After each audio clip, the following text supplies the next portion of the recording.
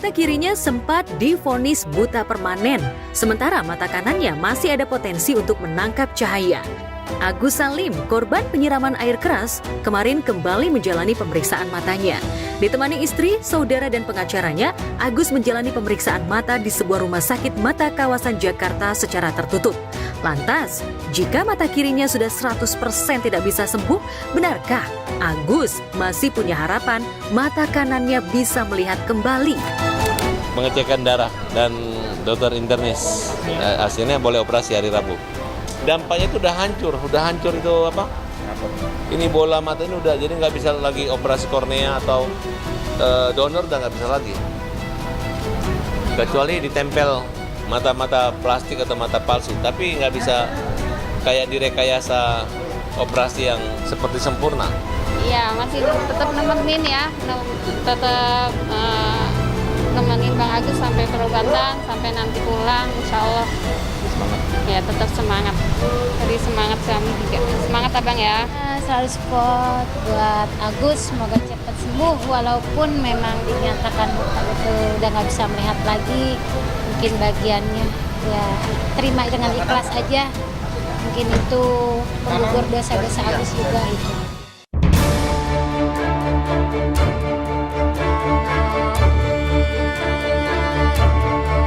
Setelah menjalani pemeriksaan, rencananya Rabu pekan depan, Agus akan menjalani operasi mata. Tapi kabarnya, operasi yang akan dilakukan bukan untuk memulihkan penglihatan mata, karena potensi kesembuhan penglihatan itu kecil. Operasi akan dilakukan hanya untuk kepentingan estetik agar indah dipandang mata. Lantas, apa saja yang dipersiapkan Agus jelang operasi? Benarkah harapan Agus untuk bisa melihat sudah pupus? Operasi estetika, rekonstruksi kembali mata dan mencuci cairan kimia. Yang penting enak dilihat. Bagi Agus sih melihat enak nggak penting. Yang penting orang lihat Agus tuh enak ya Gus. Saya bercanda Gus, kamu ganteng dari belakang, marah dia sama saya. Saya bilang Agus dari belakang ganteng, dari depan lebih ganteng ya. Kan sudah dikatakan bahwa Agus ini tipis kemungkinan hanya terus berjuang. Nah, apakah sebelum hari Rabu nanti kita bawa ke Singapura dulu? Kan jadwalnya hari Rabu untuk operasi. Siapa tahu ada keajaibannya Gus. Tapi ini kan operasinya estetika aja. Jadi Agus ini nggak kelihatan matanya kayak tomat yang hancur, tapi lebih rapi gitu, kayak orang yang tertidur. Saya selalu ucapkan bahwa Mas Agus semoga bisa terketuk hatinya untuk melakukan pengobatan.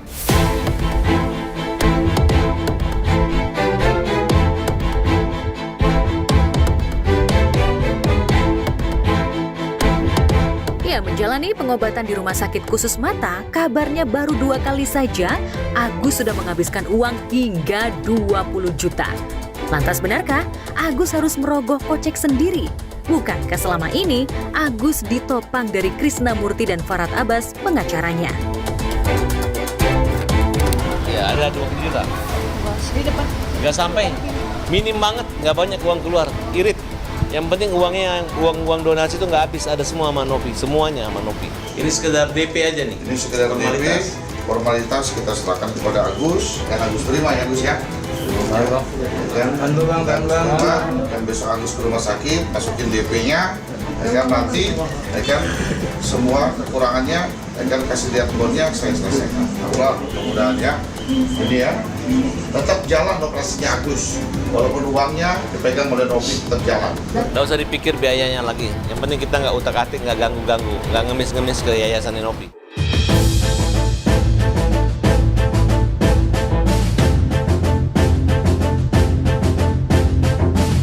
Padahal jika Agus tidak berpolemik dengan selebgram Pratiwi Novianti, seharusnya uang donasi yang berada di Yayasan Rumah Peduli Kemanusiaan bisa digunakan untuk biaya pengobatan.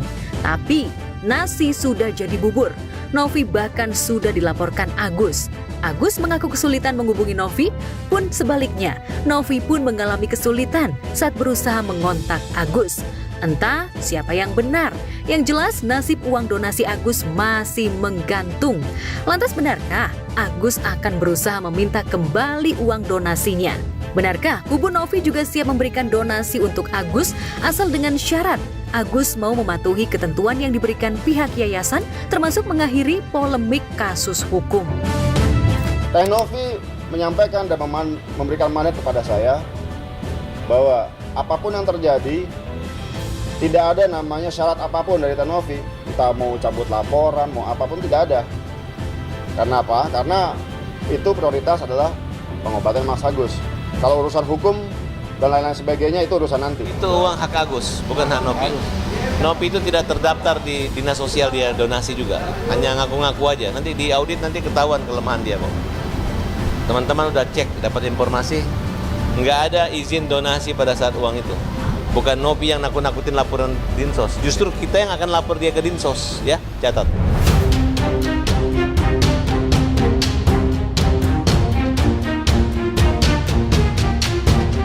Sebelum kemarin menjalani pemeriksaan mata, Senin lalu Agus juga sempat menjalani pemeriksaan mata dan mengaku mata kirinya sudah tak bisa disembuhkan lagi alias buta permanen. Sementara mata kanannya cuma bisa melihat warna dengan samar. Tapi dasar netizen, mereka nggak mau begitu saja percaya pada keterangan Agus. Apalagi di akun TikTok sempat beredar video yang menunjukkan jika Agus bisa berjalan sendirian tanpa dipapa orang dekatnya. Apalagi mengenakan kursi roda saat di kediamannya. Wah, kayaknya nih video rekaman salah satu wartawan yang sempat merekam di sela liputan ke rumah Agus ya. Ini parah nih.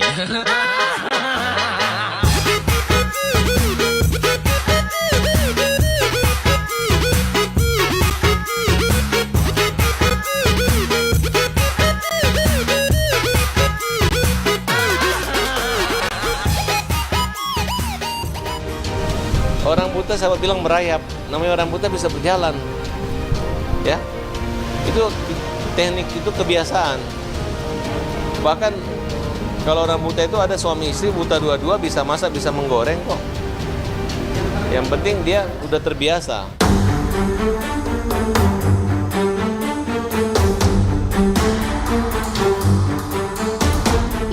Ngenes lagi nih, ada tuduhan yang gak tanggung-tanggung. Beberapa netizen malah menuding jika Agus tengah bergimik ria. Bahkan sejak video itu viral, Denny Sumargo juga sempat ikut komentar dengan nada keheranan. Loh, tulis Denny Sumargo singkat saat mengomentari video yang beredar. Agus ini kan baru buta baru 2 bulan. Ya. Dan Agus masih secara fisik dia sehat. Jadi saya rasa Agus ini mentalnya udah luar biasa. Udah dilatih mental sama Farhad Abbas selama ini. Ya Gus? Vision itu adalah ibarat butiran-butiran debu yang tinggal disapu-sapu aja. Ya, disapu, kemudian gantian lagi debu yang masuk lagi.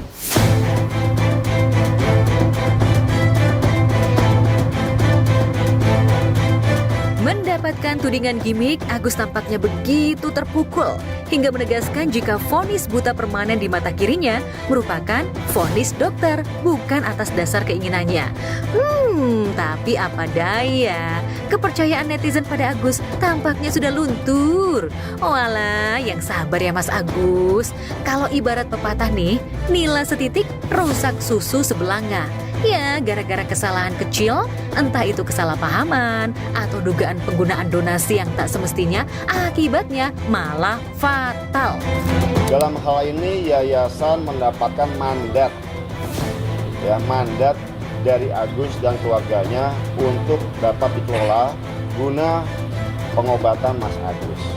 Ya, dalam ini Mas Agus dan keluarganya menyerahkan, memberikan kepercayaan kepada yayasan, tolong nih uang dana donasi saya titipkan untuk nantinya digunakan untuk biaya pengobatan saya. Saya nggak berjuang uang kok, saya berjuang jangan kamu bully Agus. Uang sudah berkumpul dan kamu Ya itu uangnya Agus, kan kita lagi laporin ke polisi, dilaporkan ke polisi, diminta baik-baik nggak bisa, malah diolah-olah di.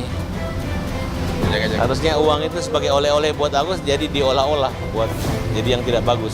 Untuk Mijejen pesennya, cobalah lihat penderitaannya si Agus. Memang manusia nggak ada yang sempurna ya, semua tempatnya salah dan dosa.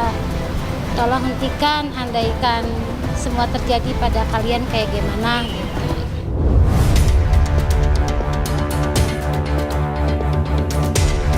Nah, nila setitik itu makin sulit diobati ketika hubungan Agus Novi makin sengit karena gesekan pihak ketiga. Lantas, akankah hubungan Agus dan Novi akan kembali pulih? Dengan cara apa hubungan mereka pulih? Atau Agus tetap nekat menabung genderang perang karena kadung rasa sudah dipersekusi sebagian warganet? Bisa saya tegaskan kembali, dana donasi ya yang dipercayakan oleh Mas Agus beserta keluarganya itu masih terdapat di rekening yayasan ya, tanpa adanya potongan apapun juga, tanpa digunakan untuk hal-hal di luar dari pengobatan Mas Agus. Kalau misalnya akan ada pengauditan, bukan saya menantang tapi saya siap. Saya menjalankan SOP yang ada. Jadi kami juga sudah mengirimkan undangan pertemuan guna penyelesaian ya dana donasi pengobatan Mas Agus. Sudahlah, semakin kamu tahan uangnya Agus, semakin sempurna penguasaan dan pelanggaran hukumnya.